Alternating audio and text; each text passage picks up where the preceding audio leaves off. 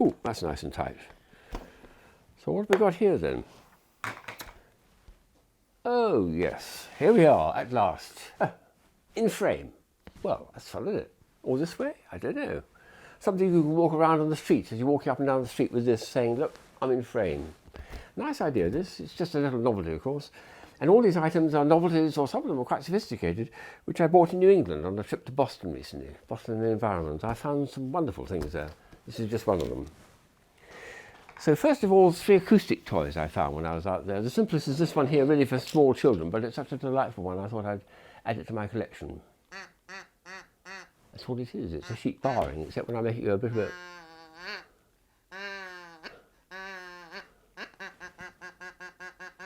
Very sweet, nicely made, nicely finished, and a good sound too. Poor little thing, sheep barring. A very much more sophisticated item is this Tyvek's wallet for people who are mad on cameras. When you open it, it goes, ooh, acoustic sound, and then something else, and then there's a little, tiny little photoelectric cell there, and when you open and close it, it gives you about, oh yes, I recognise that one. That's when you're running around the front because you've got a delay mechanism. Ooh, and you're in camera now. So a bit of fun there for people who like cameras and they have to have their money in a wallet. Another one, which is just a simple little key fob really, is a telephone. And you attach the keys to the thing, and when you push it, it goes...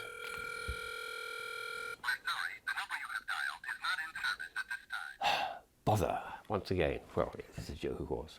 So 3 nice acoustic toys, which I picked up in Boston. Then there were some optical toys, the most sophisticated probably. Well, no, the second one is this one here, which my friend Rufus, who makes wonderful optical devices, gave me as a prototype. It's only a first working model of it.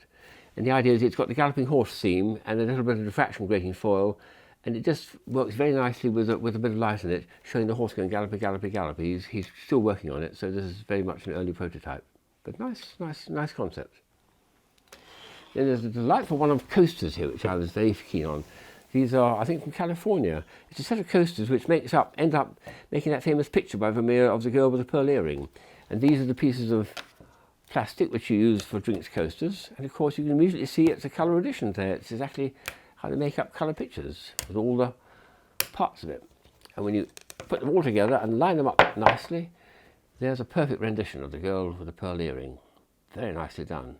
Then you can start doing some colour subtractions to see what the effect is. The yellow is probably the least powerful of them. It still looks okay, but a bit insipid, and it gets quite distorted with just black and red, and then you can have all the permutations. The black one usually goes in the front, but again, if you change the order, you can get a little subtle difference in the final effect. It will look very slightly different, but it's a nice idea to have coasters which are always showing people, reminding people how colour pictures are made up with the 4 colour theorem. It's a very nice version of it, cyan, magenta, yellow and key, I think they call it.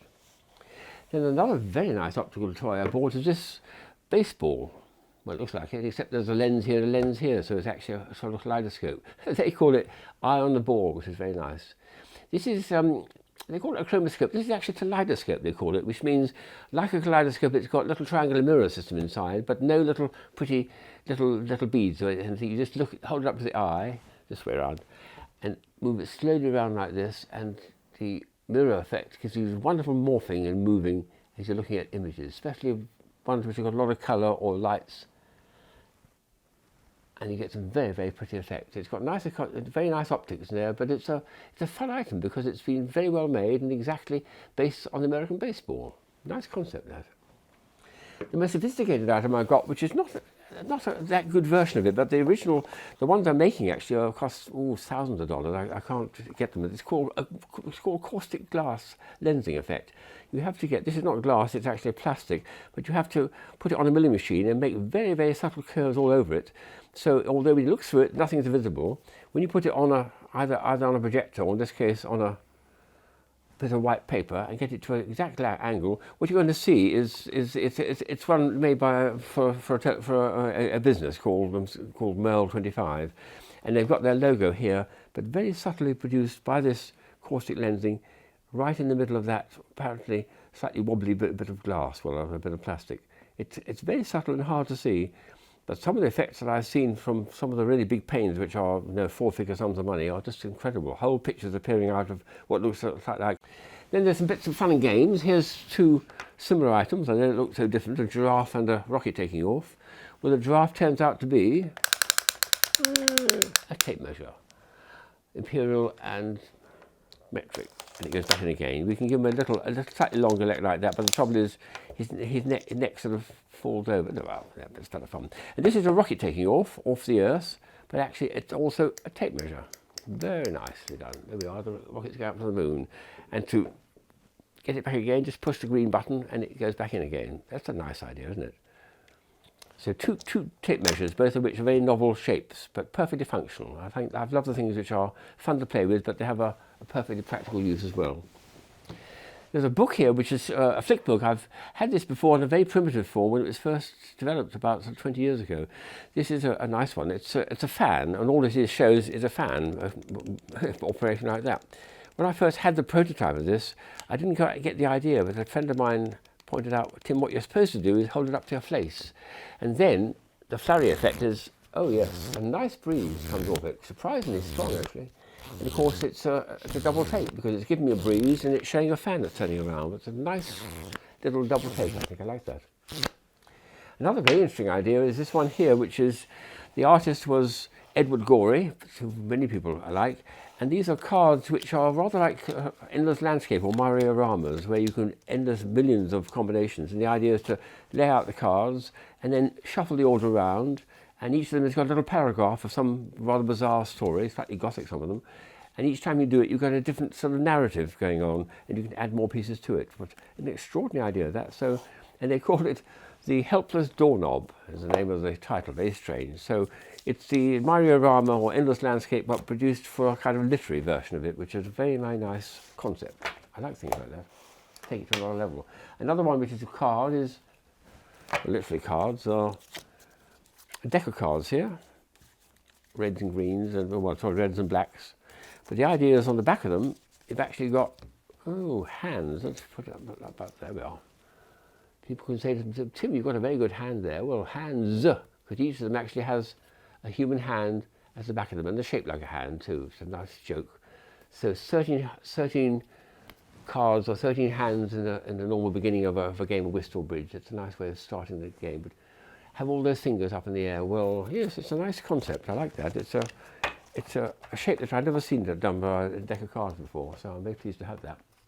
Two novel pens I found when I was there. One is just a very elegant thing, but it looks fun to play with too. I think this is MIT. It's got a lovely feel to the plastic. It's actually a very, very good quality biro, that, or ballpoint pen. When you write with it, it goes very smoothly, very fine, which I like.